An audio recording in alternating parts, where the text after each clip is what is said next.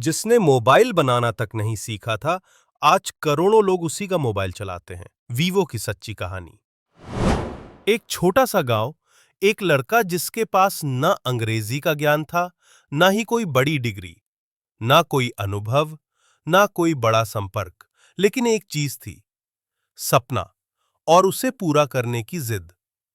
और आज दुनिया के 60 से अधिक देशों में लाखों लोग जिस मोबाइल को इस्तेमाल करते हैं, वीवो, वो उसी लड़के की मेहनत का परिणाम है। शुरुआत गांव से हुई।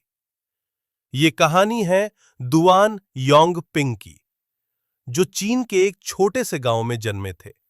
उस गांव में ना ठीक से सड़कें थीं, ना स्कूल, ना बिजली और ना ही कोई सुविधा। पढ़ाई के लिए उन्हें रोजाना 8 किलोमीटर पैदल चलना पड़ता था। घर की हालत इतनी खराब थी कि 2 वक्त की रोटी भी मुश्किल से मिलती थी। लेकिन दुआन के भीतर एक चिंगारी थी। वो चाहते थे कि एक दिन उनका नाम पूरी दुनिया में लिया जाए। पहली ठोकर और सीख। दुआन ने इलेक्ट्रॉनिक इंजीनियरिंग में पढ़ाई की, लेकिन पढ़ाई पूरी होने के बाद उन्हें कोई नौकरी नहीं मिली। कई जगहों पर रिजेक्शन मिला। लोगों ने ताना मारा। अंत में उन्हें एक प्लास्टिक खिलौनों की फैक्ट्री में काम करना पड़ा। मासिक तनख्वाह सिर्फ 2000 रुपए के बराबर। पर उसी छोटी सी नौकरी ने उन्हें सिखाया, अगर दुनिया तुम्हें जगह नहीं दे रही, तो अपनी जगह खुद बनाओ। बीबी के इलेक्ट्रॉनिक्स की नींव सन 1995 में दुआन योंगपिंग ने खुद की एक छोटी कंपनी शुरू की। नाम रखा बीबी के इलेक्ट्रॉनिक्स। शुरुआत में कंपनी बच्चों के लिए इलेक्ट्रॉनिक खिलौने और वीसीडी प्लेयर बनाती थी। धीरे धीरे कंपनी ने टीवी, म्यूजिक सिस्टम और अन्य उपभोक्ता उत्पाद बनाना शुरू किया। पर असली मोड़ तब आया जब उन्होंने मोबाइल की दुनिया में कदम रखा। मोबाइल की दुनिया में पहली छलांग सन 2003 में, जब पूरी दुनिया नोकिया और सैमसंग के पीछे भाग रही थी। तब दुआन ने एक नई टीम बनाई। नाम रखा वीवो।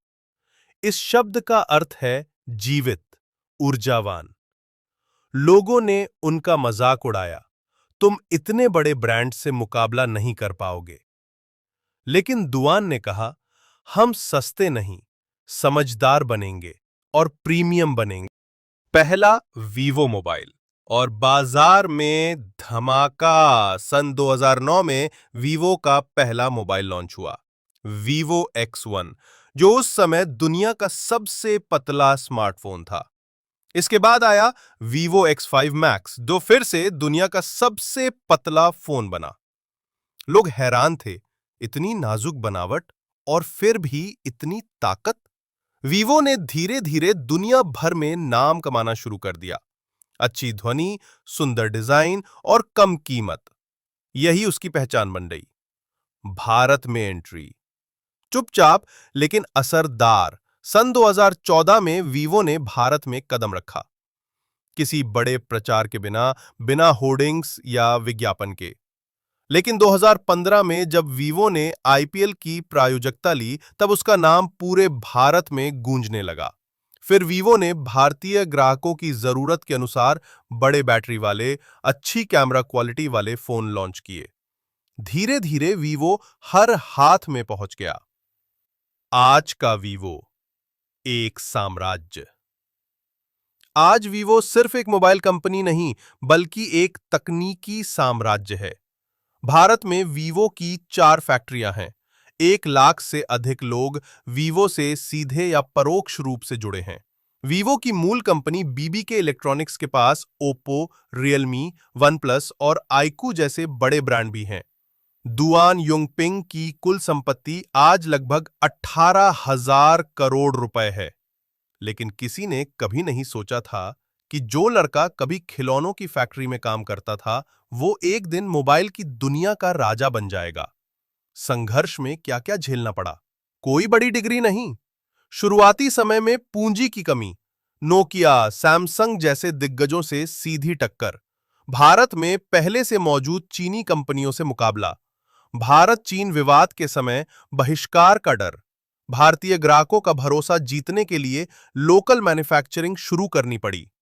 लेकिन उन्होंने हार नहीं मानी।